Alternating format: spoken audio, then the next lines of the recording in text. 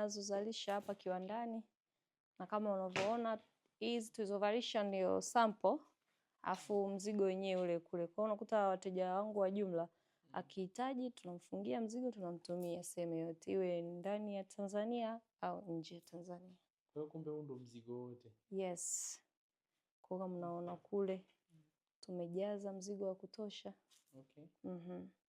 Nilidhania kitoto, kumbe mambo makubwa. Mambo makubwa nje ya taifa. Kabisa. Nilikuwa nikitazama mfano pengine ukienda Kariakoo katazama nguo kama hii. Nadhania pengine imetoka Uchina, kumbe hii mali ni Dar es Salaam Kizimkazi hapo. Ndio. Sana, vyema sana. Yanawezekana leo haya Tanzania. Address. Kwa hiyo ukiona yoyote chochote chenye address ujue ni ya Beatrice. Sio? Ndio.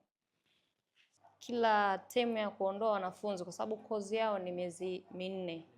Kwa hiyo nilikuwa natamani kila miezi 4 wao wametoka wanafunzi 40 mpaka 50. Na kitu ambacho nategemea kwa baadaye inawezekana. Inawezekana kabisa.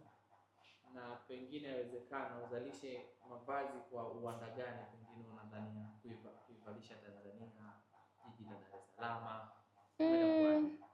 Kiukweli nguo kwanza tunazotengeneza sisi sio kwa ajili ya Tanzania tu, mpaka nje ya Tanzania, kwa sababu tunazalisha nguo kwa wingi, na ukiangalia mafundi na wazalisha mimi mwenyewe, kwa hiyo hamna kinachoshindikana. Yes. Kwa hiyo hata nje ya mipaka ya Tanzania tunauza.